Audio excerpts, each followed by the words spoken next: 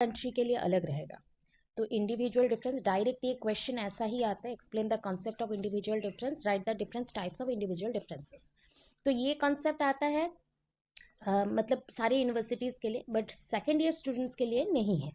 ये क्यों? और भी बोल लूँ कि सीटेट में बहुत इंपॉर्टेंट टॉपिक में से एक है। ठीक है, सीटेट, ओटेट, ओस्टेट बहुत इंपॉर्टेंट टॉपिक है। तो individual variation is a universal phenomenon, पहले ये समझिए। फेनोमेनन जो थ्योरी में आता है या फिर कॉन्सेप्ट को प्रूव करता है, तो उस बेसिस पे फेनोमेनन यहाँ पे मेंशन होता है। These differences between individual separate them from one another. ये जो वेरिएशन है यूनिवर्सल फेनोमेनन के बाद, ये जो इंडिविजुअल्स के अंदर वेरिएशन और डिफरेंसेस देखने को मिलता है, एक पर्सन से दूसरे पर्सन में बहुत ज़्यादा डिफरेंसेस है, separate them from one another and make one as a unique individual. देखो, हम एक दूसरे से अलग हैं, ये कितने परसेंट तक हम लोग सेम होते हैं पता है? 99.9999 चल लो, ठीक है। मतलब इसको हम बोल सकते हैं ऐसा, 99.9 बार, मतलब 9 कंटिन्यूएशन में है। इसका मतलब हम इतने परसेंट में सेम है सब कोई। जो इतना जो माइन्यूट सा दिख रहा है ना, 0.00001, उतने डिफरेंस के वजह से हमारा इतने टाइप का चेहरा बन गया, इतने टाइप का पॉपुलेशन के वेराइटीज बन गए। Height, short, long hair, curly hair, brown eyes, blue eyes, black eyes, इतने वेराइटीज बन गए। सो उसी को बोलते हैं इंडिविजुअल डिफरेंस, जिसके वजह से हम सब यूनिक बन गए। ठीक है। History of individual difference is quite old. ये इसका जो हिस्ट्री है ये बहुत ही पुराना है। हाँ, जब से ह्यूमंस आए होंगे अर्थ में तब से ही होगा ना, क्योंकि डिफरेंसेस देखने को मिला। अभी individual difference not only in human beings but also in plants, animals, सब में देखने को मिलता है। ठीक है। In older days people use to different individual. देखो, अभी इंडिविजुअल में डिफरेंट टाइप ऑफ बेस है, जिसकी वजह से हम लोग अलग आते हैं। क्या पहले देखा जाता एज एंड जेंडर, हम लोग तो एक कैटेगरीज में आ जाएंगे, एक कैटेगरीज में आ सकते हैं, क्योंकि सब 20 से 30s के अंदर होंगे, ठीक है, या फिर 35 के अंदर होंगे। तो हम लोग एक एडल्टहुड पीरियड में है, ये कल भी हम लोग किए थे, एडल्टहुड पीरियड में है, तो हम लोग एक कैटेगरीज के हो गए। बट थिंक करो कि घर पे बहुत जेनरेशन्स रहते हैं, कुछ छोटे बच्चे हैं, कुछ बड़े हैं, कुछ टीनेजर्स हैं, कुछ पूरे ओल्ड एज के भी हैं लोग, और कुछ हम लोग हैं। तो उस बेसिस पे इंडिविजुअल डिफरेंस एज के बेसिस पे देखने को मिला। जेंडर के हिसाब से मैंने कितना बोला था ना, gender is a thought constructed by the society. ये लाइन याद रखना, सोसाइटी कंस्ट्रक्टेड पॉइंट है। जेंडर एक सोसाइटी कंस्ट्रक्टेड पॉइंट है, कंस्ट्रक्टेड पॉइंट है। ठीक है। अब जेंडर के बेसिस पे बहुत सारे जेंडर रिलेटेड पॉइंट्स, मेल है, फीमेल है, एंड ट्रांसजेंडर है। इसे छोड़ के भी मैंने आपको LGBTQ बताया था, आप लोगों को LGBTQ भी बताया। क्या आएगा? L for lesbian, G for gay, B for bisexual, T for transgender, Q plus होता है, Q फॉर क्वेयर ग्रुप। एक क्वेयर ग्रुप होता है, एक क्वेश्चनियर ग्रुप होता है। तो यहाँ पे आपके इतने वेराइटीज ऑफ जेंडर्स क्रिएट हो चुके हैं, and then they were differed according to their. ये लोग डिफर होते हैं, एक दूसरे से अलग होते हैं, height, weight, general physique. General physique मतलब बॉडी का स्ट्रक्चर। किसी का बॉडी मेल जैसा है बट दिखती फीमेल जैसी है। तो जैसे आप लोग देखे हैं ट्रांसजेंडर्स पर्सन को, दो टाइप के ट्रांसजेंडर्स होते हैं वहाँ पे भी, एक होता है फीमेलनेस कैरेक्टर के साथ, एक होता है मेलनेस कैरेक्टर के साथ। तो उस बेसिस पे अलग है। हमारे अंदर में भी बहुत सारे डिफरेंसेस आते हैं, किसी का हार्मोनल चेंजेस कितना हो जाता है कि वो मेल जैसा दिखने को स्टार्ट करता है। तो ये बहुत सारे वेराइटीज हैं जिसके वजह से हम लोग अलग अलग हो सकते हैं। सो हिस्ट्री इसका बहुत पुराना है और इसका कंसेप्ट भी बहुत ही ज्यादा पुराना है। ठीक है। So today the concept of individual difference is very broad. आज के टाइम पे अगर देखने को मिला तो इसका कंसेप्ट बहुत ही बड़ा है, and people differ on any measurable traits. अच्छा, ट्रेट का मतलब क्या होता है? Trait means character. Trait means character. जिन बच्चों को पता नहीं है, क्योंकि ट्रेट एक बायोलॉजिकल टर्म्स में ज्यादातर यूज होता है, तो इसको ट्रेट मीन्स कैरेक्टर, कैरेक्टर। ठीक है, कैरेक्टर बोलते हैं। मेजरेबल मतलब जिसको आप काउंटिंग और मेजर और मेजरमेंट कर सकते हैं, मेजरमेंट। मापन, मापी पारिबा, मेजरमेंट, ठीक है, मेजरमेंट। अब क्या होता है कि कुछ ऐसे भी कैरेक्टर्स हैं जिनको हम मेजर तो कर सकते हैं, बट इसको क्वांटिटेटिव और क्वालिटेटिव ये जज करना पड़ेगा। अच्छा मुझे बताओ, एक कैरेक्टर है किसी का व्यक्तित्व, पर्सनालिटी, पर्सनालिटी को क्वांटिटी में चेक करें कि क्वालिटी में? फटाफट बोलिए। Quality, quality. किसी का पर्सनालिटी को जज करने के लिए क्वांटिटी नहीं होता ना। देखो किसी का ब्यूटी, ब्यूटी पाइजेंट बनने जा रहे हैं हम लोग, या फिर कहीं पे हम मॉडलिंग करेंगे, या फिर कहीं पे हमें जज किया जा रहा है हमारे हेयर के लिए, आइज के लिए, तो वहाँ पे मार्किंग नहीं हो सकता। मार्किंग के लिए भी कुछ क्राइटेरिया होंगे, उस बेसिस पे वो लोग नंबर दे देते हैं। बट जेन्युइनली बोला जाए तो कुछ पर्सनालिटी को हम लोग मार्किंग नहीं दे सकते। किसी का बोलने का स्टाइल मार्किंग नहीं कर सकते, किसी का वे ऑफ जो प्रेजेंटेशन है मार्किंग नहीं कर सकते। हाँ, अच्छा लगा बुरा लगा उसके बाद हम लोग मार्क दे देते हैं कि हाँ उसको कैसे जज किया जाए, इसलिए मार्क दिया जाता है। बट जेन्युइन में इसको मार्क नहीं कर सकते और मार्किंग नहीं दे सकते। क्वांटिटेटिव बिल्कुल नहीं है, क्वालिटेटिव है।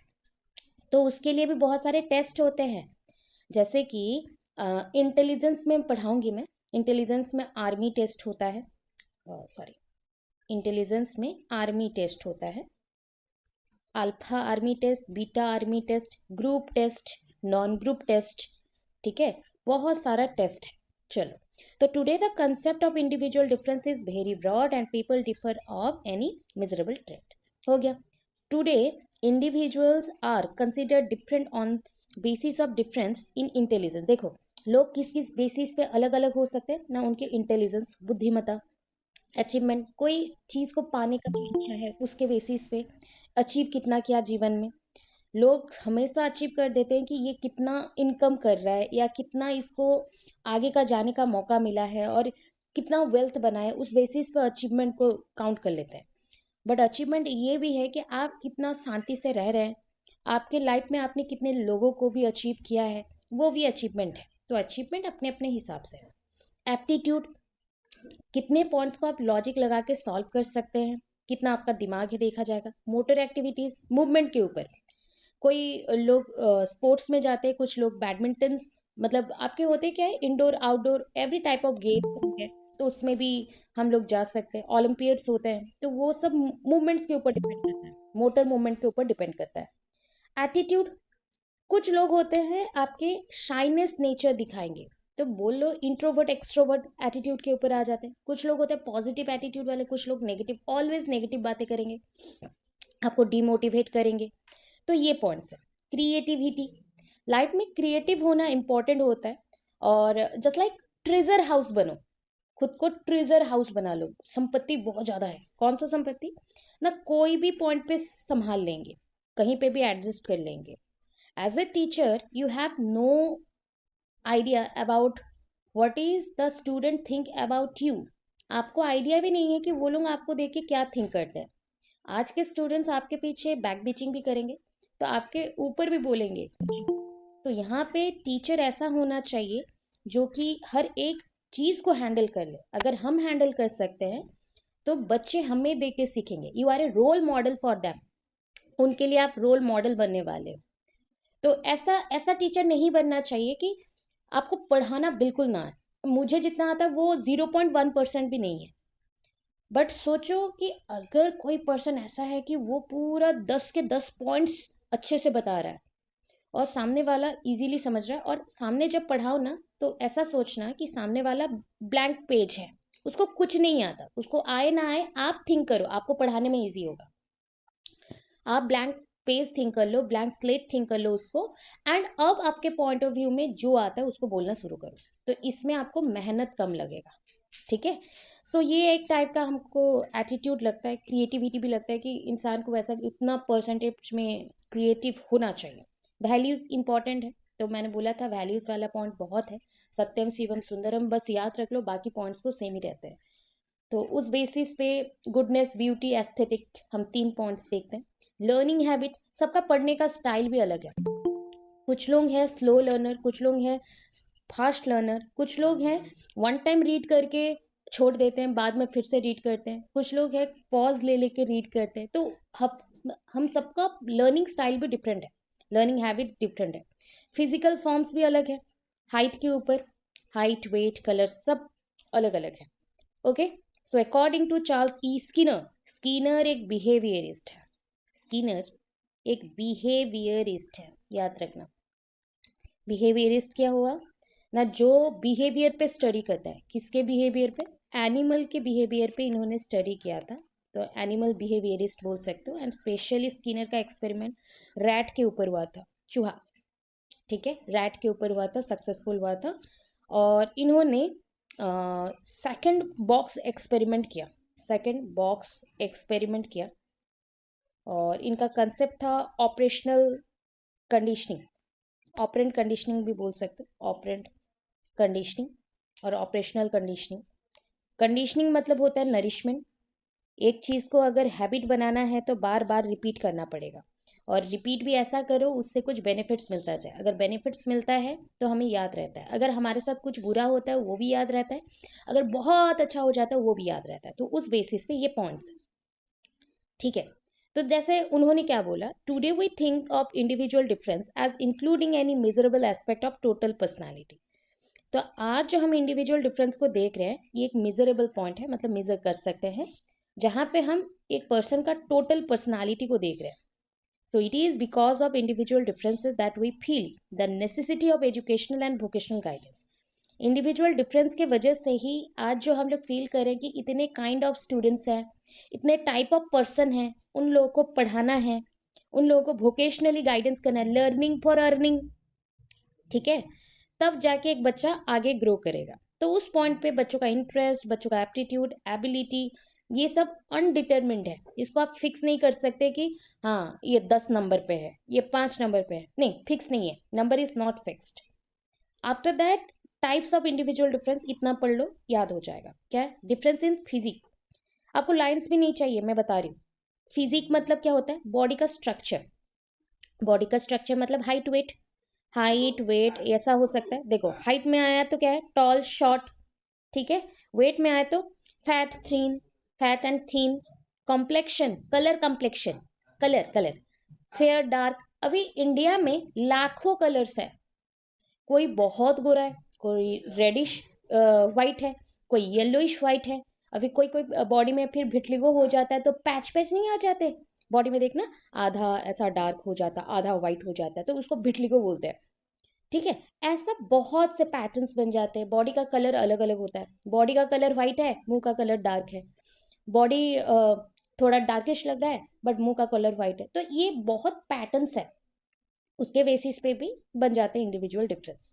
डिफरेंस इन इंटेलिजेंस, अभी ना इंटेलिजेंस नेक्स्ट हम लोग पढ़ेंगे जब, तो वहां पे और डिटेल्ड है, बस इतना याद रखिए, एवरेज बच्चे का और चाइल्ड का आईक्यू होता है, आईक्यू इंटेलिजेंट क्वेसेंट होता है 90 to 110, 90 to 110 के अंदर रहेगा, और अगर उससे ऊपर जाते हैं 90 to 110 के ऊपर जाते हैं 110 प्लस, तो दैट इज हम बोल सकते हैं सुपेरियर, सुपेरियर, सुपर मतलब ऊपर, और उससे ऊपर गए तो हम बोलेंगे गिफ्टेड चिल्ड्रन, गिफ्टेड बच्चा 140 प्लस आईक्यू, 140 प्लस आईक्यू।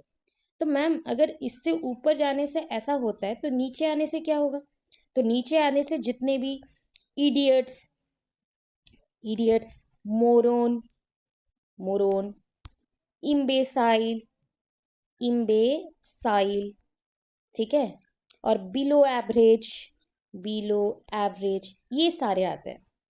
तो ये लोगों का कैटेगरी क्या है ना, 0 से लेके 0 to 70 और 90 तक जा सकते हैं, क्योंकि बिलो एवरेज भी है ना, इस वजह से। और इनका क्या कैटेगरी है ना, 0 to 50 तक का चले जाओ, 0 to 50, 50 to 70 ऐसा।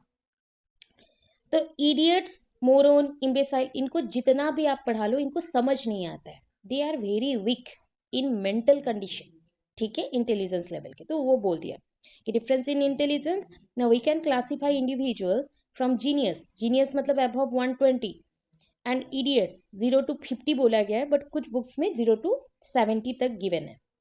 अब देखो डिफरेंस इन अचीवमेंट, अच्छा अचीवमेंट अभी बोला था, अचीवमेंट मीन्स होता है एक्सपीरियंस गेन करना, that is also an award, एक अवार्ड है, अचीवमेंट आपके इंटरेस्ट के वजह से क्रिएट होता है, आपके एक्सपीरियंसेस के वजह से क्रिएट होता है, एजुकेशनल बैकग्राउंड की वजह से भी क्रिएट हो सकता है। एक बोलेगा कि मैं बिल्कुल नहीं पढ़ाई करूंगा, बट मैं वोकेशनली बहुत ही स्ट्रांग हूँ, I know various kind of skills, मुझे बहुत सारे स्किल्स पता है। कुछ लोग बोलेंगे मेरे को बहुत सालों का तजुर्बा है, that is the experience. And educational background बोलेगा कि मैं बहुत पढ़ा लिखा हूँ। तो सबका अलग अलग आएगा अचीवमेंट। उस बेसिस पे एक छोटा सा डायग्राम जो कि ब्लर है बट लिख लेना। इंडिविजुअल डिफरेंस दो टाइप का हो सकता है, अच्छे से सुनो। इंडिविजुअल डिफरेंस को दो कैटेगरीज में डिवाइड किया। मैम आपने तो अभी बहुत सारा टाइप्स पढ़ा है, हाँ, बट वो भी दो कैटेगरीज के अंदर आते हैं। Number one inherited, number two acquired. अभी समझो, इनहेरिटेड का मतलब होता है ये बायोलॉजिकल है, जो जेनरेशन आफ्टर जेनरेशन ट्रांसफर होता है जीन के थ्रू, क्रोमोसोम के थ्रू।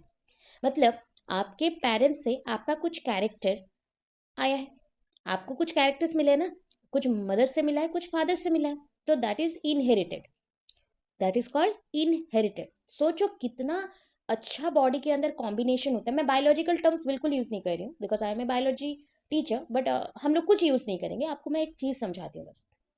सोचो घर पे चार बच्चे हैं और चारों सेम पेरेंट्स के हैं, तो ऐसा जीन कॉम्बिनेशन होता है। सोचो नॉर्मल बोलता है कि 50%, सोच लो ये फीमेल मतलब मदर है, ये मेल मतलब फादर है, या फिर आप ऐसे सोच लो ये फादर ये मदर, ठीक है।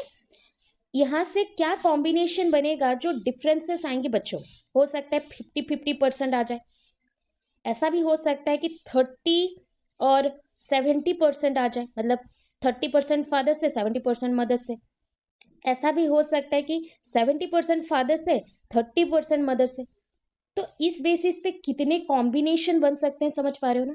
कहीं पे 10%, कभी पे 90%, कभी पे 80%, 85%। तो ऐसे बहुत कॉम्बिनेशन बनेंगे, और जितने कॉम्बिनेशन बनेंगे जीन में, उतने वेराइटीज ऑफ चिल्ड्रन पैदा होंगे, ठीक है। So that is the concept. तो ये होता है इनहेरिटेड, जो पेरेंट्स टू ऑफस्प्रिंग, मतलब पेरेंट्स से लेके बच्चों तक जाता है। एक्वर्ड क्या होता है ना, कुछ चीजें हम जन्म के बाद सीखते हैं, परफॉर्म करके सीखते हैं। जैसे सोसाइटी में कैसे रहना है, कल्चर के साथ कैसे जाना है, या कल्चर को कैसे सीखना है, एजुकेशन क्या लेना है, और इमोशनल कंट्रोल कैसे करना है। अगर बोलूंगी इनहेरिटेड में मैम क्या आएगा, फिजिकल बॉडी का स्ट्रक्चर। आप बोलोगे बॉडी का स्ट्रक्चर मैं बड़ा कर दूंगा जिम कर करके, इम्पॉसिबल है। हाइट ग्रोथ डिपेंड करता है आपके एक्टिविटीज के ऊपर, बट उससे पहले आपके जेनेटिक्स के ऊपर। जेनेटिक्स डिसाइड करता है कि आपका हाइट क्या होगा, और उस बेसिस पे आप जब मेहनत करते हैं तो थोड़ा बहुत स्ट्रेचिंग जरूर होता है, बट टोटली ये क्रिएटेड होता है इनहेरिटेड से, मतलब क्रोमोसोम और जीन के थ्रू। मेंटल, हाँ,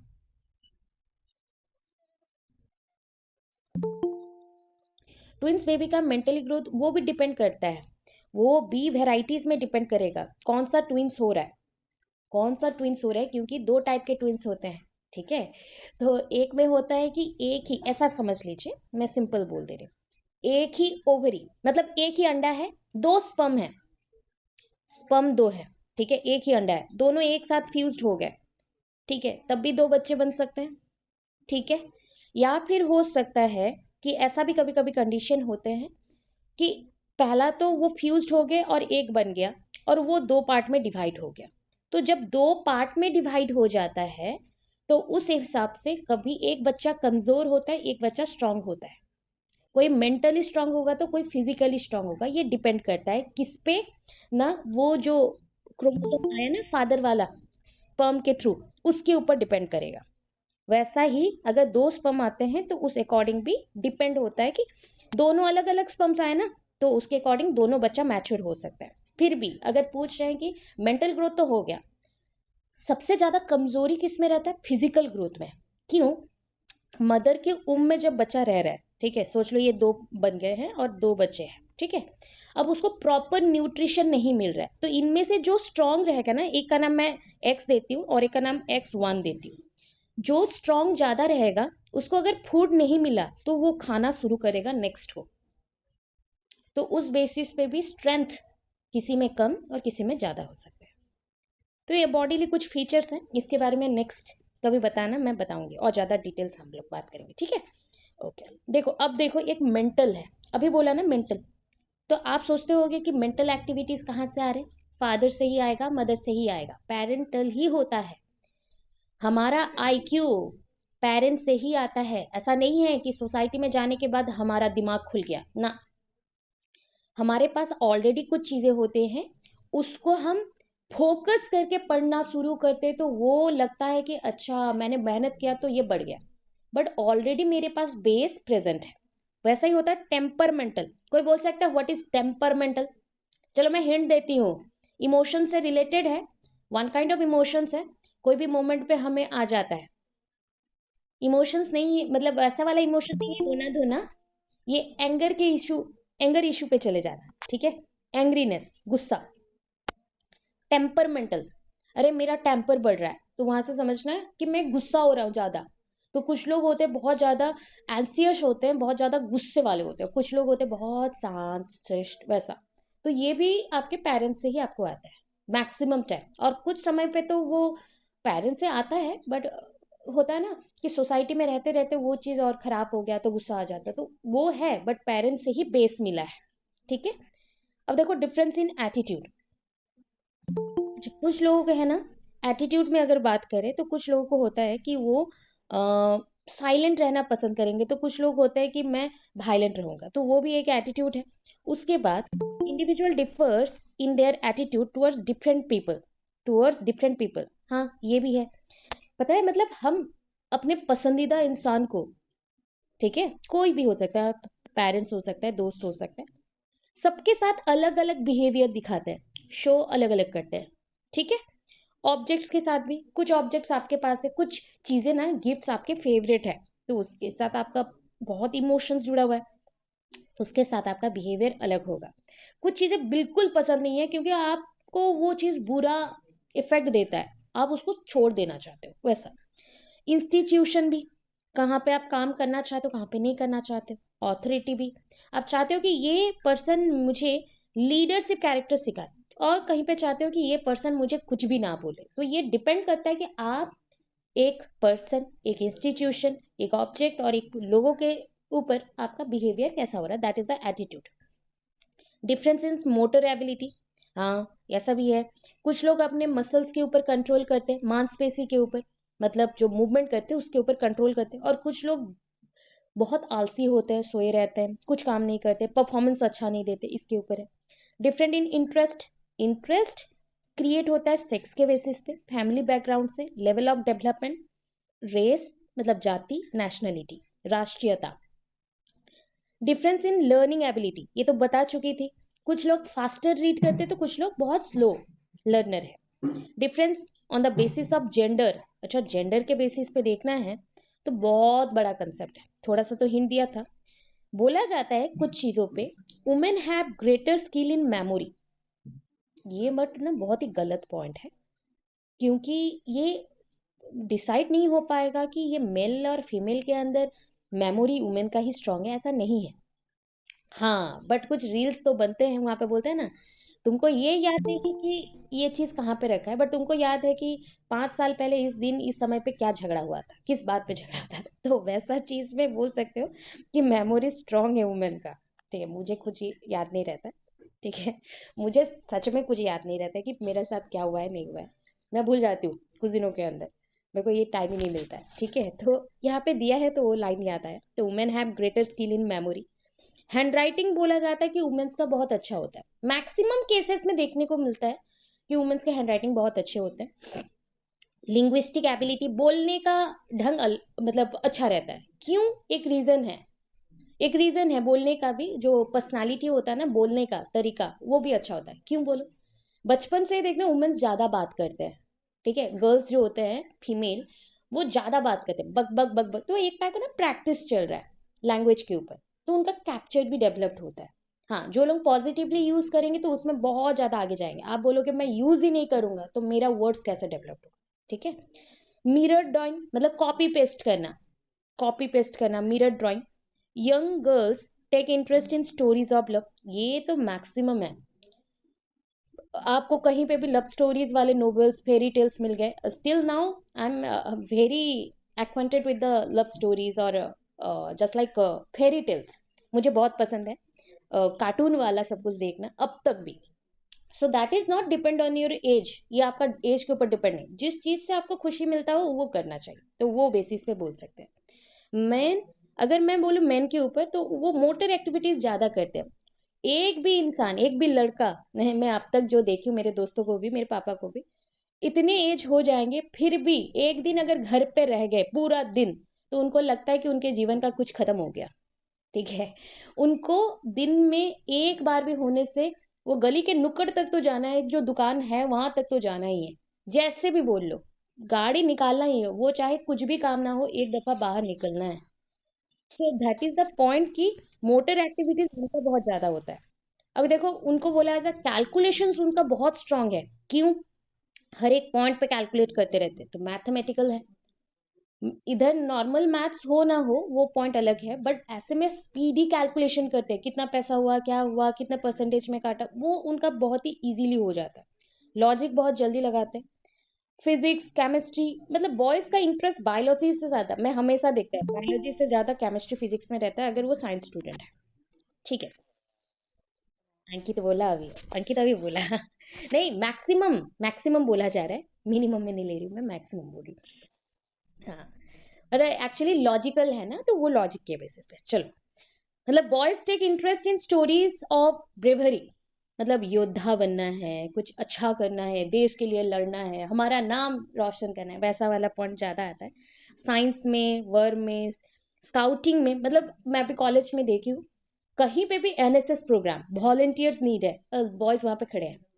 ऐसे में उनको बोलो कि जाओ डांस करके आना, ये करिए, नहीं करेंगे, बाहर बहुत नाचेंगे। तो वो डिपेंड करता है कि उनका इंटरेस्ट किस में जा रहा है, उनको क्या पसंद है, स्टोरीज, गेम्स, कौन से गेम्स में पसंद है। ऐसा नहीं है, ये जो पॉइंट्स लिखा गया है किसी के पॉइंट ऑफ व्यू से लिखा गया है। That is a doctor Ramnath Sharma, educational psychologist है, और उन्होंने कवर किया था between the main and women differences को, उस बेसिस पे बोला गया। Now it is the concept is totally reversed. आजकल फीमेल पायलट्स हैं, फीमेल को इंटरेस्ट होता है मेल जैसे रहने में, मेल बहुत फीमेल जैसा मेकअप कर रहे हैं, तो that is totally different concept, क्योंकि ऐसा कुछ है ही नहीं कि डिफरेंसेस नहीं आएगा। मुझे साइंस बहुत पसंद है, आई am very accounted with the mathematics, I love mathematics. ठीक है, केमिस्ट्री बहुत पसंद है, मुझे बायोलॉजी इंटरेस्ट ही नहीं था, बायोलॉजी पढ़ लिया। तो ये अलग पॉइंट है कि किसको क्या चॉइस में आता है, कौन किसका दिमाग कितना चलता है, ये मेल फीमेल के ऊपर डिसाइड नहीं हो सकता। पहले के टाइम पे ऐसा होता था कि गर्ल्स एंड बॉयज ज्यादातर उसी चीज पे फोकस करते थे, क्योंकि गर्ल्स को घर पे ही रहने को बोला जाता था। पहले का कंसेप्ट है ना, सुपरस्टिशियस बिलीफ, स्टेरियोटाइप्स, कुप्रथा, तो उस हिसाब से ये कंसेप्ट आया था एजुकेशनल साइकोलॉजिस्ट में। ऐसा नहीं है। ठीक है, more men are colour blind. Colour blind के हिसाब से ज्यादातर मैं बोल दूं, कलर ब्लाइंड मतलब जो कलर के अंदर डिफरेंसेस ना देख सके। ठीक है, मतलब बहुत ज्यादा ये प्रॉब्लम होता है, क्योंकि ये भी डिपेंड करता है कि कैसे जेनेटिकली एक पर्सन को कलर ब्लाइंडनेस हुआ है, तो वो ट्रांसफर होता है, तो इसके ऊपर आप ज्यादा ध्यान मत दो। आप बस पॉइंट्स लिखना according to doctor Ramnath Sharma. ठीक है, difference in race and nationality, हाँ, तो ये चीज होता है कि हम ना बहुत ज्यादा शो करते हैं कि हम लोग कौन से जाति से आए। हाँ, आई ऑल्सो लव दैट। मैं हिंदू हूँ तो हिंदू चीजों को फोकस तो बहुत ज्यादा करती हूँ, बट ऐसा नहीं है कि हम लोग अगर फोकस इस पे करें तो दूसरे कास्ट को या दूसरे रिलीजियस पॉइंट से मैं उसको नकार दूं कि ये नहीं करना है। That is a negative point of view. आप हर एक धर्म को इक्वली रेस्पेक्ट देंगे, because you are a teacher. और कुछ हो ना हो, पॉलिटिक्स को छोड़ दो, कभी भी दिमाग में मत घुसाना, but you are a teacher, you are genderless, you have no gender. आप जब टीचर बनते हैं आपका कोई जेंडर नहीं है, आप मेल भी हो सकते हैं, फीमेल भी हो सकते हैं, ट्रांसजेंडर भी हो सकते हैं, कोई मैटर नहीं करता, बट मैटर करता है कि आप क्या सिखाते हैं। तो आपका जाति के ऊपर पॉजिटिवनेस होना चाहिए, हर एक जाति को लेके चलो, हर एक चीज को लेके चलो, ऐसा नहीं है कि आप वहां पे भेदभाव दिखाते चलो। ठीक है, तो हम क्या करेंगे, respect to nature, physical and mental trait and interest. Okay, यहाँ पे रिपीट हो गया। ओके, ये तो बोल चुके difference in gender in intelligence. अभी पता है difference in gender in intelligence, तो एक दो पॉइंट बोलती हूँ। ऐसा माना जाता है, it has also been observe that girls and boys score different in different portion of IQ test. जब आईक्यू टेस्ट होता है ना, तो अगर एक male and female same age का ही रखा जा रहा है और टेस्ट लिया जा रहा है, तो दोनों का परफॉर्मेंस बहुत डिफर करेगा डिफरेंट पोर्शंस में। ठीक है, तो ऐसा होता था हमारे स्कूल टाइम पे। तो सब बोलते थे अच्छा गर्ल्स मैथ्स में स्ट्रांग नहीं होते, बट ऐसा भी हुआ है कि मैं 100 आउट ऑफ 100 रखती थी। बट जो बॉय रहता था ना, वो ज्योग्राफी में 50 आउट ऑफ 50 रखता था। तो आई एम वेरी कंफ्यूज दैट क्यों ऐसा होता था। तो ये बाद में पता चला कि इंटरेस्ट के बेसिस पे मुझे मैथ्स में बहुत इंटरेस्ट था, जियोग्राफी बिल्कुल पसंद नहीं था, तो इसलिए मैं कमजोर रह गई, इधर मैं स्ट्रांग हो गई। वैसे बॉय को मैथ्स बिल्कुल पसंद नहीं था, जियोग्राफी बहुत पसंद था उस बेसिस पे। तो ऐसा चीज होता है, बट यहाँ पे आईक्यू के अकॉर्डिंग रोल दिखाया गया। ठीक है, चलो अब देखो, जैसे मैथमेटिक्स में यहाँ पे बोला गया girls score higher in portion of linguist. ऐसा बोला जाता है कि गर्ल्स स्कोर करते हैं लैंग्वेज में, लिंग्विस्ट मतलब लैंग्वेज, बॉयज इन मैथमेटिक्स। ये रिवर्स भी हो सकता है, बिकॉज बहुत सारे कवि हैं, पोइट्स हैं, जिन्होंने लैंग्वेज के ऊपर बहुत कुछ लिखा है। मतलब मैंने तो अभी तक लैंग्वेज में जितने भी मतलब पढ़े हैं ना स्टोरीज वगैरह, मैक्सिमम मैंने मेल पर्सन को ही देखा है कि उन्होंने स्टोरी लिखा है और बहुत अच्छा लिखा है। और स्टोरीज पोएम्स लिखने के लिए एक चीज होना चाहिए, वो होता है patience. Patience, emotions and strong intuitions बोलते हैं। ये तीन चीज नहीं रहा तो आप कभी स्टोरी वगैरह लिख नहीं सकते। Difference in gender in achievement, ये भी बोल चुकी हूँ कि एट एलिमेंटरी लेवल, एलिमेंटरी मतलब 1 to 8 क्लास, ठीक है, प्राइमरी 1 to 5 क्लास, तो वो स्कोर करते हैं higher than boys in achievement test. कोई भी अगर अचीवमेंट टेस्ट होता है, अवार्ड्स लेने का बात आता है, तो ज्यादातर बच्चे जब एलिमेंटरी मतलब 1 to 8 क्लास में होते हैं ना, गर्ल्स, वो थोड़ा स्ट्रांगली रहते हैं और पढ़ाई अच्छा करते हैं। क्यों बोल दूं, ये भी रीजन है, बिकॉज तब तक ना बॉडी में ग्रोथ में चेंजेस कम हुए रहते हैं। ठीक है, तो बच्चा का माइंड भटकता नहीं है और वो नॉर्मली खुद को एक पर्सन जैसा फील करता है, ना कि कोई गर्ल और बॉय के जैसा। तो उसमें गर्ल्स बहुत स्ट्रांगली पढ़ पाते हैं। ये चीज है, साइंस इसके पीछे बहुत काम कर चुका है। ठीक, and which is believe because of their ability in linguist. बोला गया कि लैंग्वेज में बहुत ज्यादा वो स्ट्रांग रहते हैं, इसलिए नहीं, लैंग्वेज के साथ साथ फिजिकल पॉइंट ऑफ व्यू में भी देखना पड़ेगा। रेशियल एंड नेशनल डिफरेंसेस, हम लोग सारे अलग अलग जाति के हैं, अलग अलग राष्ट्रीयता के हैं, अलग अलग नेशंस के हैं, तो उस बेसिस पे वो स्पिरिट को मेंटेन रखना है। सोशल डिफरेंस भी है, सोसाइटी में भी हम लोग बहुत डिफरेंट डिफरेंट है। मतलब हम लोग फ्रेंडली भी रहते हैं, स्ट्रेंजर्स भी बन जाते हैं। मतलब किसी को मैं पहचानती नहीं हूँ और किसी के साथ मैं स्ट्रांगली रहती हूँ, तो ये भी है। और कॉजेस बता दिया गया, अभी कॉज बताई थी, हेरिडिटी, एनवायरमेंट। कभी कभी आपका सराउंडिंग, परिवेश आपको बहुत ज्यादा डिस्ट्रॉय कर सकता है, मोटिवेट भी कर सकता है आगे बढ़ने के लिए। ये डिपेंड करता है कि आप कौन से एनवायरमेंट में हैं। एज एंड इंटेलिजेंस बात कर चुके, कास्ट रेस हो चुका, जेंडर डिफरेंस, मैच्योरिटी। तो ये with growth of age, age में जैसे बड़ा होते जाते हैं तो मैच्योरिटी वैसा आते जाता है, there is growth in maturity. Some children reaches maturity earlier than other. कुछ बच्चे मैच्योरिटी तक पहुंच जाते हैं बहुत जल्दी, मतलब वो 11-12 ईयर्स के हुए रहेंगे बट मैच्योर हो जाते हैं due to any kind of activity. अगर उसके लाइफ में कुछ बुरा हुआ है, अच्छा हुआ है, उसके अकॉर्डिंग भी उसका मैच्योरिटी बहुत जल्दी आता है। ठीक है, कभी कभी रेस्पॉन्सिबिलिटी लेना पड़ता है उस बेसिस पे भी। ठीक है, और कुछ लोगों को जितना भी बोलो वो शायद 30-40 साल के भी हो जाए, मैच्योर बिल्कुल नहीं होंगे। तो दैट डिपेंड्स ऑन एक्टिविटीज और जो भी बिहेवियर उनके साथ हुआ है, या फिर कुछ एक्टिविटी जो हुआ है। अगर मैं एजुकेशनल पॉइंट ऑफ व्यू से बोलूँ, 5 पॉइंट बोलूंगी जल्दी से ना। फॉर द ऑर्गेनाइजेशन ऑफ मतलब क्या हो रहा है कि हम लोग एक क्लासेस में एजुकेशनल इम्प्लीकेशन का मतलब होता है कि एजुकेशनली इसको कैसे, इस टॉपिक को कैसे हम इम्प्लीमेंट करें ना। For the organisational organisation of the class in a better manner the teacher should know about the individual difference. ये जानना बहुत इंपॉर्टेंट है। कोई भी जगह पे आप जाते हैं, से बोलेंगे कि मैं पढ़ाना शुरू कर रहा हूँ, मुझे जितना आ रहा है, नहीं, पहले आप थोड़ा सा बातचीत करिए। इवन आप कभी भी डेमो देंगे ना, इंटरव्यू डेमो देने जाएंगे, तो फर्स्ट ऑफ ऑल ट्राई करना कि बच्चों के साथ 5 मिनट बस बात करने के लिए, आप लोग कैसे हैं, क्या है, do you know about this topic, और डू यू नो अबाउट, मैं अगर कोई इंटेलिजेंस का टॉपिक बोलती हूँ, पता है आप सबका एज अलग अलग है, यस मैम, नो मैम, सबका इंटरेस्ट बताओ, हॉबी बताओ। क्यों हर एक इंटरव्यू में मैक्सिमम टाइम हॉबी पूछा जाता है? कि हॉबी शो करता है कि एक पर्सन दूसरे पर्सन से कितना डिफरेंट है। तो जो लोग एक्सपीरियंस्ड है वो क्विकली पकड़ लेते हैं। तो इसीलिए एज ए टीचर जब भी आप लोग क्लास में जाए तो फर्स्ट ऑफ ऑल उनको 4-5 क्वेश्चंस करें, ताकि आपको प्रीवियस नॉलेज के साथ साथ बच्चे कितने आईक्यू में स्ट्रांग है वीक है वो भी पता चले। ये हो गया। फिर करिकुलम इज डिजाइन, देखो करिकुलम मतलब पाठ्यक्रम, पाठ्यक्रम भी बनाया जाएगा बच्चे के इंटरेस्ट के अकॉर्डिंग, इंडिविजुअल डिफरेंसेस के बेसिस पे, उसको माइंड पे रखते हुए।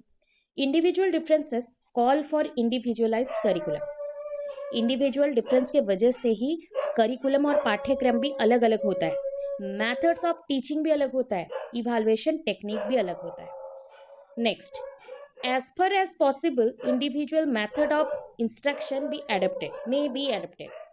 पढ़ाने का स्टाइल ना क्लासरूम में अलग होना चाहिए। जब आप जानते हो कि आपके क्लासरूम में 10 टाइप के बच्चे हैं, कभी आपको लगेगा कि कुछ बच्चे हैं बहुत आईक्यू वाले हैं, मतलब their IQ is very strong superior than average, और उनको थोड़ा सा पकड़ लेंगे। और कुछ ऐसे भी बच्चे हैं कि बहुत ही ज्यादा वीक है, उनको कुछ नहीं आ रहा है, कुछ नहीं समझ पा रहे, तो आप किस टाइप का पढ़ाएंगे? तो वहां पे क्या यूज होता है पता है? एग्जाम्पल्स। पढ़ाते वक्त अगर मैं ज्यादा एग्जाम्पल्स यूज कर रही हूँ दैट मीन्स वो कंसेप्ट को क्लियर बनाने के लिए कर रही हूँ, ताकि एक जो बच्चा बहुत आईक्यू वाला है वो एग्जाम्पल्स को याद रख ले, और जो बच्चा वीक भी है तो वो इजीली समझ ले। उसके लिए समझना इंपॉर्टेंट है। और जो बच्चा स्ट्रॉन्ग आईक्यू वाला है उसके लिए मटेरियल इंपॉर्टेंट है, क्योंकि उनको ज्यादा से ज्यादा लिखना है।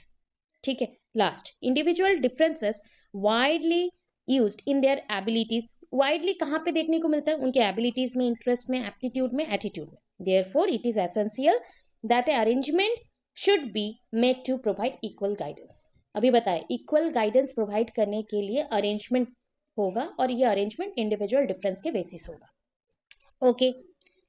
कि लर्निंग स्टाइल क्या है? मैंने ये चीज नोटिस किया, एक दो टॉपिक में लर्निंग स्टाइल बहुत बार पूछा जा रहा है हर एक जगह पे। मतलब मैं सोचो नेट में इसको देख के आए कि लर्निंग स्टाइल क्या है। इसका भास्ट चीज तो नहीं पढ़ा सकते क्योंकि उतना आएगा नहीं। लर्निंग स्टाइल होता है पढ़ने का स्टाइल। ठीक है। अच्छा, एक लाइन बोलती हूँ, वो लाइन याद रखना। सोचो टीचर प्रेजेंट है और लर्नर प्रेजेंट है। You are learner, I am a teacher, also I am a learner too. मैं भी लर्नर हूं, क्योंकि मैं सीख रही हूं तभी सिखा रही हूं। कोई पर्सन बिना एक्सपीरियंस के कुछ नहीं सिखा सकता, कोई भी नहीं। ठीक है। तो मुझे एक डाउट है, वो डाउट क्लियर करना, आप लोग क्लियर करना। क्या विदाउट टीचर लर्निंग पॉसिबल है? चलो देखते हैं फटाफट। चलो चलो ओपिनियन दो।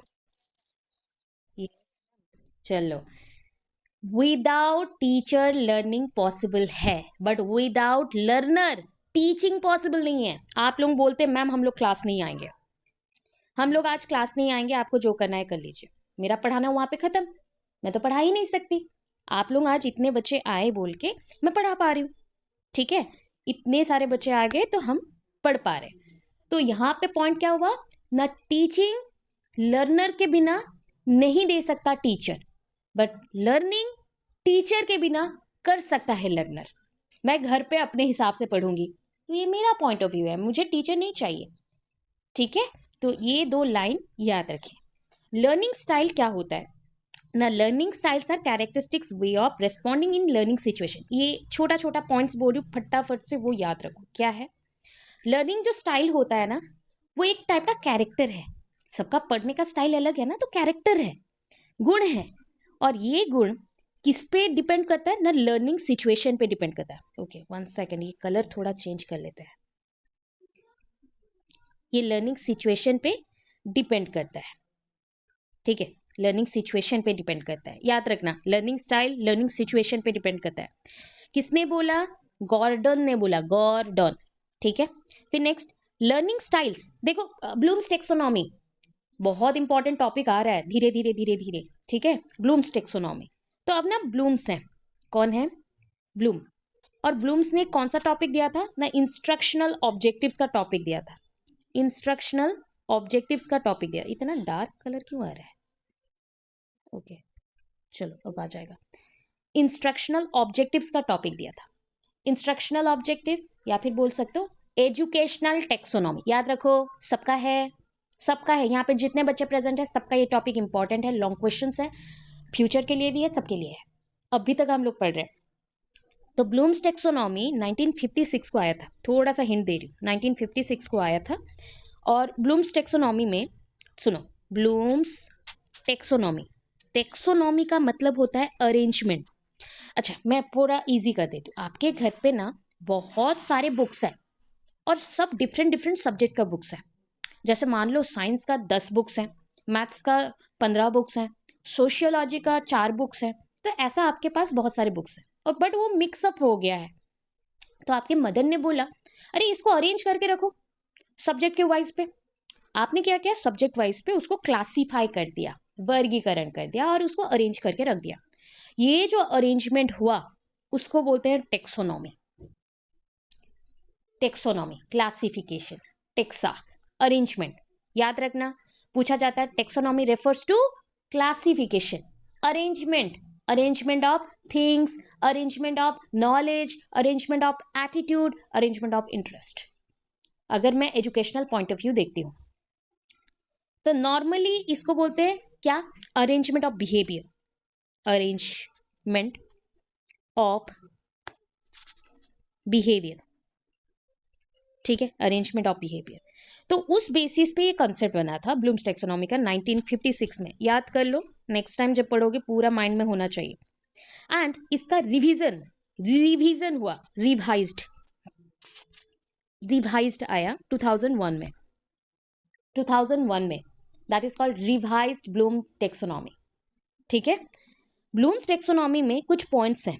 क्या, ब्लूम्स टेक्सोनॉमी में 3 डोमेन होते हैं। डोमेन कितना है, 3 है। डोमेन कितना है, 3 है। क्या, cap, CAP, cognitive effective psychomotor, cognitive effective psychomotor. याद करने के लिए क्या करेंगे ना, कॉग्निटिव मतलब हेड, किसके साथ जुड़ा है, दिमाग के साथ। एफेक्टिव मतलब फीलिंग्स कहाँ पे, लोग क्या सोचते हैं, फीलिंग्स कहाँ से, दिल से, हार्ट, कुछ चीज मुझे करके दिखाना है। साइकोमोटर, साइको दिमाग से जुड़ा हुआ एक्टिविटी, दिमाग से जुड़ा है बट परफॉर्म हमें करना है, हमारा पूरा बॉडी परफॉर्म करेगा, हाथ परफॉर्म करेगा, पैर परफॉर्म करेगा, साइकोमोटर।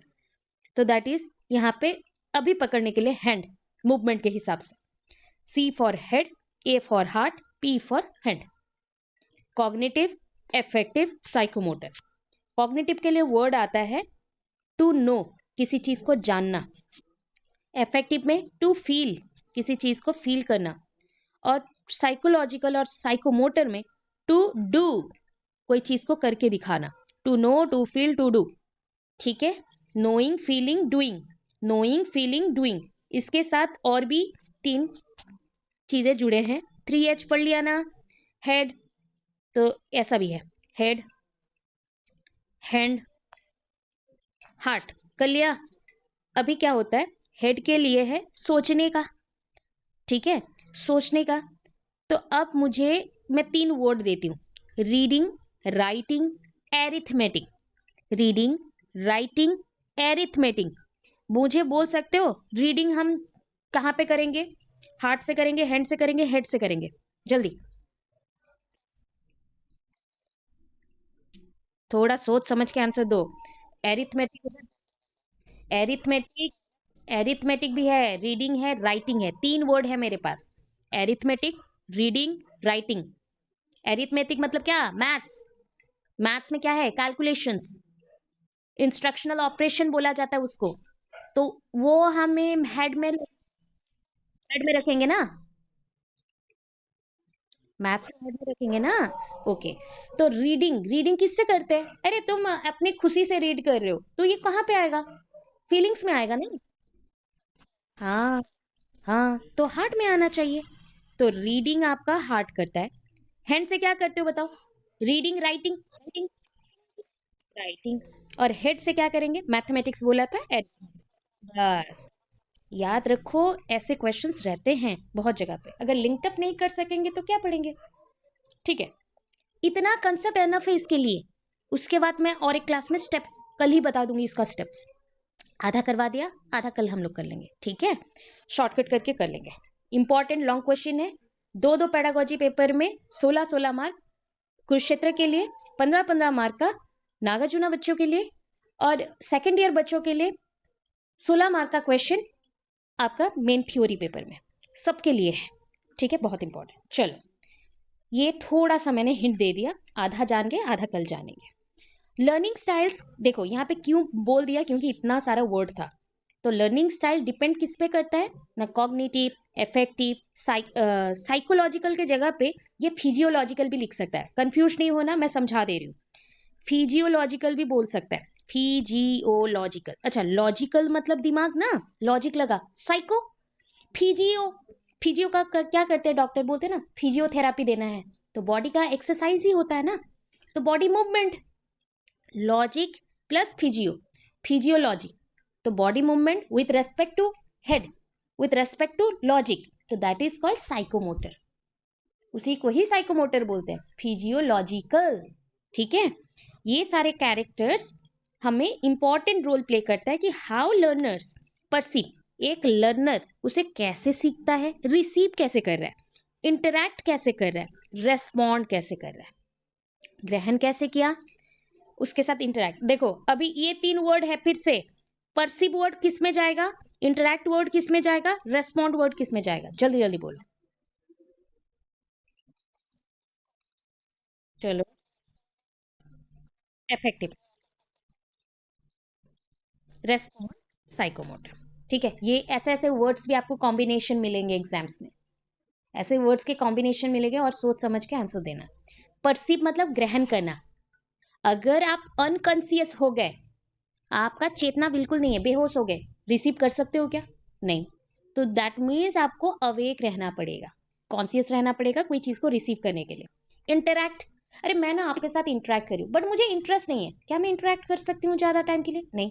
तो सोचो एवरीडे मैं आपके साथ घंटों घंटों इंटरैक्ट करती हूँ, तो मेरा इंटरेस्ट आपके साथ कितना है, समझ में आया। तो ये होता स्ट्रॉन्ग फीलिंग, इफेक्टिव काम कर रहा है। रेस्पॉन्ड, मैं कुछ पूछ रही हूँ, आप आंसर दे रहे हैं, तो आपने अपना दिमाग लगाया और आंसर दिया, तो दैट इज द साइकोमोटर। ठीक है, ऐसे वर्ड्स हैं। इसको किसने दिया, किफ, किफ किफ किफ किफ। 2 डेफिनेशंस एनफ है और नहीं चाहिए, उतना इंपॉर्टेंट नहीं है। पता है ये जो लर्निंग में, लर्निंग स्टाइल जो है ना, वो लर्निंग थ्योरी में आता है। लर्निंग स्टाइल लर्निंग थ्योरी में आता है, इसलिए तो टीचर और लर्नर के बीच का मैं रिलेशन पूछ रही थी, टीचिंग लर्निंग के बीच का पूछी स्टार्टिंग में ही। तो 3 मेजर कॉन्सेप्ट है, याद रखना ये सब ना। ठीक है, हमारे पास 3 कॉन्सेप्ट है related to learning. First, behaviourism, behaviour. अगर आचार्य नागार्जुन स्टूडेंट्स को नहीं मिल रहा है ये टॉपिक कहाँ पे है, तो यूनिट 5 ढूंढो। यूनिट 5 में आई थिंक सेकंड और थर्ड पॉइंट में 5.1 और 5.2 और 3 में ये टॉपिक है। ठीक है, बिहेवियरिज्म, बिहेवियरिज्म मतलब बिहेवियर के ऊपर जो स्टडी करता है। अभी हमारे पास ना बिहेवियरिज्म के कुछ पर्सन है, क्या क्या पर्सन है ना, थॉर्नडाइक है। अच्छा, थॉर्नडाइक ने क्या कंसेप्ट दिया था, ट्रायल एंड एरर का। क्या कंसेप्ट दिया, ट्रायल एंड एरर का, very good, trial and error. अच्छा, इसका दूसरा नाम क्या है, फटाफट बोलो।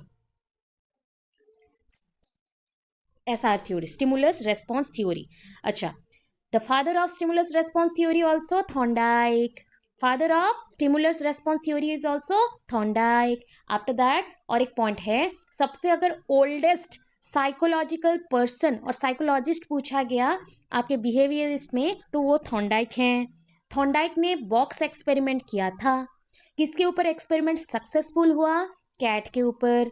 अगर कैट गिवन नहीं है कोई एग्जाम्पल में, तो पिजन मेंशन करेंगे, पिजन मेंशन करेंगे, इससे अलग कुछ भी नहीं। ओके, चलो, इसके बाद और एक थ्योरी आता है, that is called classical conditioning. Classical conditioning, classical conditioning का कंसेप्ट किसने दिया, किसने दिया, चलो चलो बोलो। ना, क्या क्या, स्किनर, ऑपरेंट कंडीशनिंग का स्किनर ना, पैब्लव, पैब्लव पैब्लव पैब्लव पैब्लव। हाँ, और गलती नहीं होना चाहिए, पैब्लव, डॉग के ऊपर, डॉग के ऊपर experiment 1904, 1904, Russian physiologist, Russian physiologist. Okay, उनका भी कंसेप्ट स्टिमुलस रेस्पॉन्स के ऊपर है, उनका भी कंसेप्ट स्टिमुलस रेस्पॉन्स के ऊपर है। Bell ringing, not ringing, natural stimuli. ये शॉर्टकट बोला मैंने। इसके बाद एक पर्सन और भी है, वाटसन, बट इनका कंसेप्ट हमें नहीं जानना है, इतना याद रखना। वाटसन ना हमारे जेनेटिक्स में बहुत ही फेमस पर्सन है, डीएनए को उन्होंने डीएनए का स्ट्रक्चर प्रोवाइड किया था, प्लस वाटसन ने स्टडी अबाउट बिहेवियर किया था, different kind of behaviour. Okay, फिर लास्ट आता है ऑपरेंट कंडीशनिंग। तो ऑपरेंट कंडीशनिंग क्या होता है पता है? ऑपरेंट कंडीशनिंग के साथ साथ वर्ड आता है मॉडलिंग। जब भी कोई चीज को आप एक्वर करते हैं और रिपीटेडली प्रैक्टिस करते हैं, उसको मॉडलिंग कहते हैं। मॉडलिंग का मतलब नहीं है रैंप वॉक करना, मॉडलिंग का मतलब होता है एक चीज को मॉडल के जैसे रख के उस जैसा हूबहू उसी को कॉपी करना, तो दैट इज कॉल्ड मॉडलिंग। मैंने मेरे एक टीचर को कॉपी किया, किसमें बताओ? टीचिंग में। मुझे उनका पढ़ाने का स्टाइल बहुत पसंद आया, तो मैंने उनको कॉपी किया, दैट इज द मॉडलिंग। ठीक है, modelling is a positive word, but अगर कहीं पे मैं बोलूँ कि ये नेगेटिव है, तो नेगेटिव मॉडलिंग डिपेंड करता है कि पर्सन क्या बिहेव कर रहा है, मॉडल कैसा है उसके ऊपर। तो ये कंसेप्ट किसने दिया? स्कीनर ने। स्कीनर ने, Skinner Skinner father of operant conditioning Skinner, father of classical conditioning Pavlov. चूहे के ऊपर एक्सपेरिमेंट और वहां पे रिवार्ड रीइंफोर्समेंट का कंसेप्ट है। और याद रखना, 3 थ्योरी अभी नाम बोला है ना आपने, अगर नाम बोला है थॉर्नडाइक, THOR, डार्क करते हैं थोड़ा, दिखता नहीं है। अगर थॉर्नडाइक है तो थॉर्नडाइक का याद रखना स्टिमुलस रेस्पॉन्स थ्योरी है। अगर पैवलॉव है, पैवलॉव का भी क्या है? स्टिमुलस रेस्पॉन्स थ्योरी है, एसआर कंसेप्ट। बट जब बात आता है हमारे स्कीनर का, तो concept is different, RS concept. तो RS के जगह पे यहाँ पे S है, री RR कंसेप्ट बनता है, RR कंसेप्ट बनता है, RR कंसेप्ट बनता है। हो गया। Cognitive development, you know that, पूरा आपको पता है। बताओ कॉग्निटिव डेवलपमेंट में कौन थे पहला फादर ऑफ कॉग्निटिविज्म?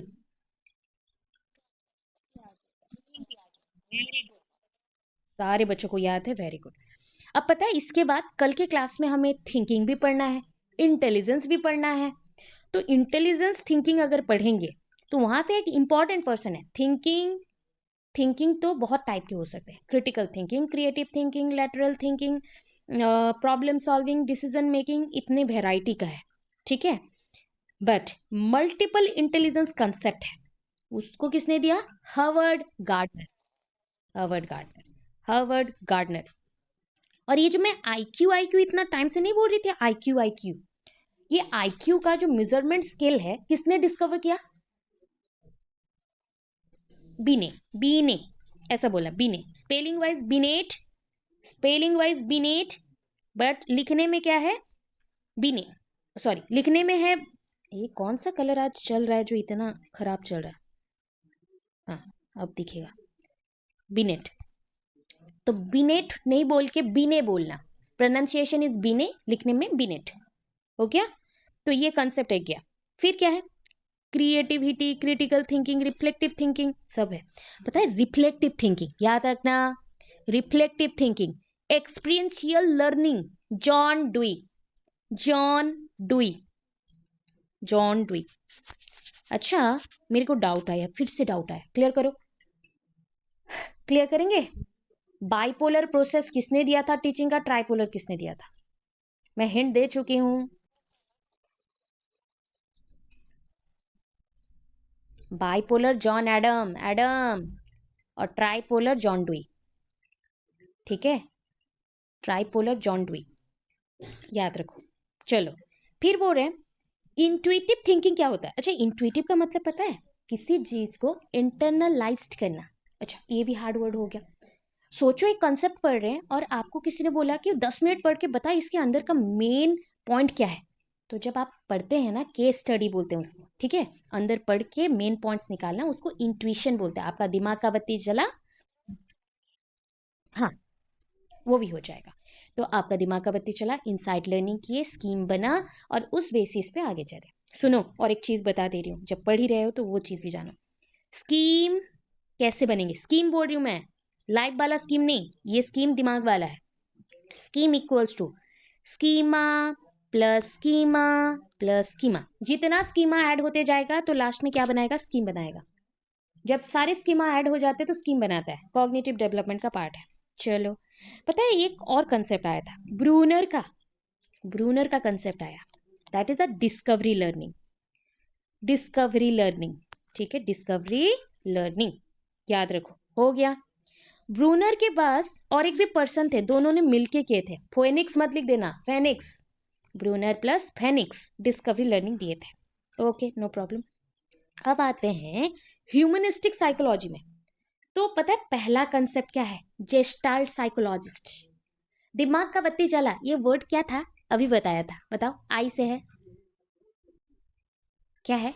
मतलब मेरा नॉलेज अंदर अंदर डेवलप्ड हो रहा है, मैं खुद से खुद को देख पा रही हूँ और समझ पा रही हूँ। इंटेलेक्चुअल और थोड़ा I for insight, insight learning बोलते हैं इसको, ठीक है, इंसाइट लर्निंग। और इंसाइट लर्निंग किसके ऊपर हुआ था पता है? सुल्तान। कौन है सुल्तान?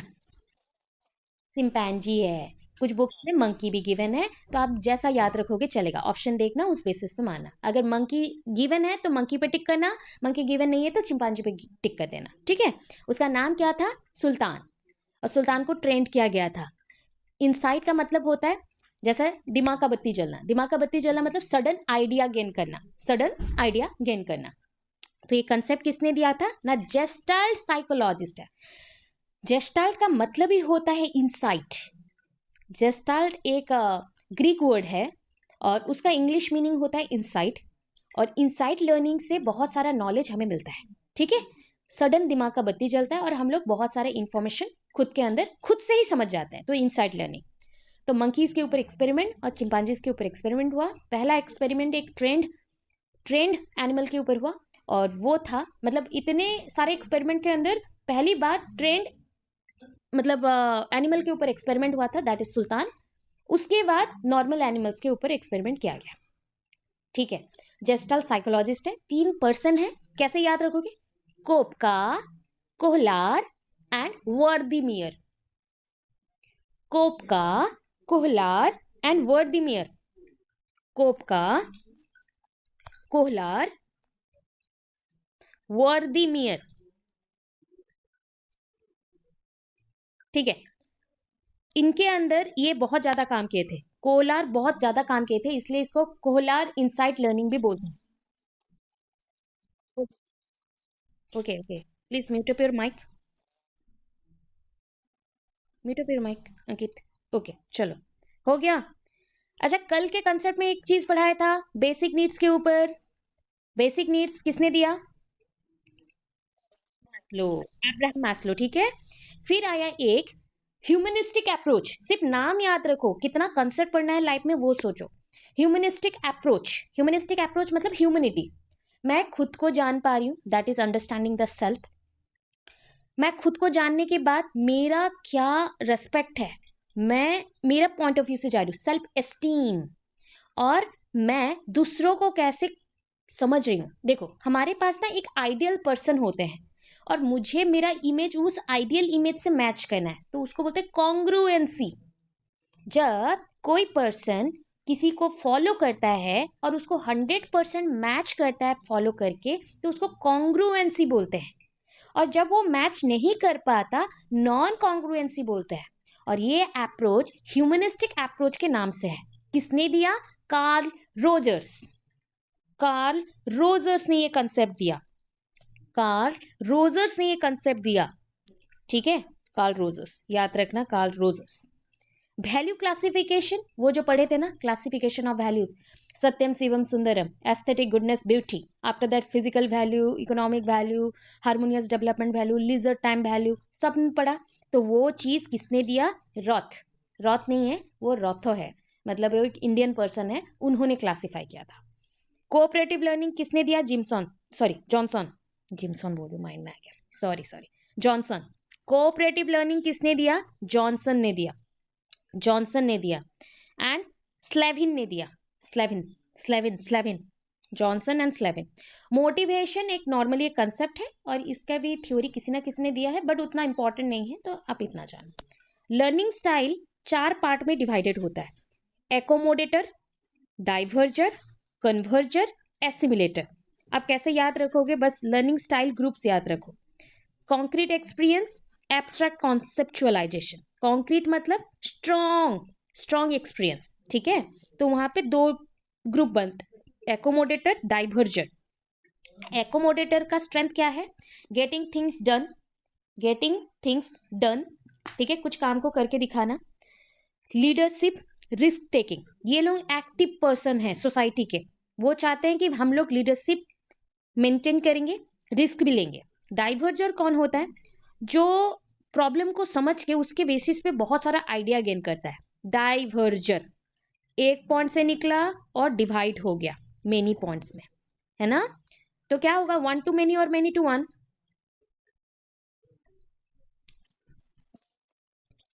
One to many, one to many, अभी बोला ना, एक पॉइंट से निकला बहुत पॉइंट पे चला गया, ठीक है। वन टू मेनी, तो वो डाइवर्जर है। तो अगर मेरे पास एक प्रॉब्लम है और उस प्रॉब्लम का मैं क्या करूं, मैं डाइवर्जर ग्रुप से हूं, तो मेरा इमेजिनेशन कैपेसिटी बहुत ज्यादा है। मैं इमेजिन करके बहुत सारा आइडिया निकाल सकता हूँ, अंडरस्टैंडिंग कर सकता हूँ, रिकॉग्नाइजिंग कर सकता हूँ प्रॉब्लम्स को, और ब्रेनस्टॉर्मिंग कर सकता हूँ। ब्रेनस्टॉर्मिंग क्या होता है? आइडियाज का तूफान। कहाँ पे? दिमाग में। स्टॉर्म मतलब तूफान, ब्रेन में हो रहा है, तो ब्रेन में और क्या हो सकता है? आइडियाज। आइडियाज का तूफान, ऐसा याद रखना, आइडियाज का तूफान आया मतलब बहुत सारे आइडियाज आ गए।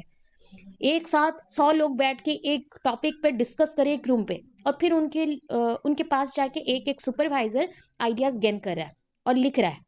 सोचो कितने आइडियाज एक साथ इकट्ठे हो जाएंगे, उनमें से हम बेस्ट चूज करेंगे, मिक्सअप करेंगे और न्यू न्यू चीजें बना सकेंगे। तो that is the diverger group. Brainstorming, वो रिफ्लेक्ट करना पसंद करते हैं। कन्वर्जर ग्रुप क्या करेंगे? Problem solving, L'Oreal Paris advertisement, 5 problems 1 solution, ठीक है। 5 प्रॉब्लम्स 1 सॉल्यूशन मतलब मेनी टू वन, बहुत सारे प्रॉब्लम्स के एक ही सोल्यूशन है, तो मेनी टू वन। जितने भी लाइफ में प्रॉब्लम्स हो जाए वहां पे एक ही पॉइंट तक हमें पहुंचना है, problem solver. Problem solving, decision making, deductive reasoning, defining problem. अच्छा, अगर कन्वर्जर को डिडक्टिव रीजनिंग दे दिया तो डाइवर्जर को क्या दे? इंडक्टिव। इंडक्टिव, अच्छा, मैं वर्ड चेंज कर रही हूँ। अगर कन्वर्जर को मैं एनालिटिक देती हूँ तो डाइवर्जर को क्या दूंगी? सिंथेटिक। सिंथेटिक, ठीक है। सिंथेटिक, एनालिटिक का ऑपोजिट होता है सिंथेटिक। जो इंडक्टिव डिडक्टिव है वही ऑपोजिट में एनालिटिक एंड सिंथेटिक होता है। अब आते हैं हम कौन से ग्रुप में हैं ना। ये जो लोग थे ना, ये एक्सपेरिमेंट करना बहुत पसंद करते हैं, ये इनको बोलते हैं एसिमिलेटर। एसिमिलेटर मतलब होता है जोड़ना, एसिमिलेशन, जोड़ लो रख लो, जोड़ लो रख लो। इनका स्ट्रेंथ क्या है? Planning, creating model, defining problem, developing theories. जोड़ेंगे और थ्योरीज बनाएंगे। तो एब्स्ट्रैक्ट कॉन्सेप्चुअलाइजेशन। अब होता है लर्निंग स्टाइल कितने टाइप का है, इतना पढ़ना इंपॉर्टेंट नहीं है, आपको ये जानना इंपॉर्टेंट है। पता है लर्निंग स्टाइल बहुत टाइप के हो सकते हैं, और ये डिपेंड करता है हर्वर्ड गार्डनर का कंसेप्ट के ऊपर। ये पूरा जो दिख रहा है ना, ये हर्वर्ड गार्डनर का कंसेप्ट के ऊपर बेस्ड है। देखो, भर्बल, भर्बल में हम कौन सा लर्निंग स्टाइल है? मतलब बोल के करेंगे, बोल बोल के, रीड आउट कर करके करेंगे हम। तो हम पीपल यूज करेंगे क्या? वर्ड्स, अपने स्पीच में, राइटिंग में। विजुअल, विजुअल मतलब देखना, पिक्चर्स देख के बोलना, इमेजेस, या फिर शेप साइज अंडरस्टैंड करके बोलना, तो विजुअल। म्यूजिकल और ऑडिटरी। म्यूजिकल मतलब सुनना, गाना सुनते हैं हम। ऑडिटर सॉरी, म्यूजिकल मतलब गाना गाना, ऑडिटरी मतलब सुनना। तो हम लोग यहाँ पर रिदम सीख रहे हैं, pitch, rhythm, intonation, rhythm, intonation, ठीक है। फिजिकल पॉइंट पे देखते हैं, फिजिकल एंड काइनेस्थेटिक। अच्छा, फिजिकल बोल दिया मतलब हाथ पैर बॉडी सब यूज हो जाएगा, हाथ पैर बॉडी सब यूज हो जाएगा। कॉम्बिनेशन बोला है तो मोर देन वन स्टाइल को ऐड कर देते हैं यहाँ पे, ठीक है, मोर देन वन स्टाइल को ऐड कर देते हैं। ओके, छोड़ दो। और थोड़ा सा सॉलिटरी, कोई बोल सकता है सॉलिटरी, अरे मुझे आइसोलेट कर दो, मैं 10 लोगों से एक बनूंगा। चलो अब बताओ सॉलिटरी का मतलब क्या हो गया? लोनली, अकेला, अकेला काम करेगा, अकेला काम करेगा और लोन बेसिस पे। कौन है भाई? अच्छा, सब कॉलेज से कॉल आना शुरू हो गया, सॉरी। सॉलिटरी, ठीक है, सॉलिटरी हो गया। अब सोशल, सोशल मतलब कहाँ से सीखेंगे बताओ? ये लर्निंग स्टाइल आपको पता है, कहाँ से सीख रहे हैं अभी? Social group, society, social group, ठीक है। बस ऐसे वर्डली याद रखो। लॉजिकल एंड मैथमेटिकल मतलब क्या यूज करेंगे बताओ? लॉजिक तो यूज करेंगे, तो लॉजिक और कहाँ पे यूज करते हैं? साइंस में। चलो और बताओ, और बताओ। अभी का क्या कंपलसरी पेपर होता है हर एक एग्जाम में? अरे हर एक exam, reasoning, general science, reasoning, reasoning बेटा, रीजनिंग, एप्टीट्यूड एंड रीजनिंग।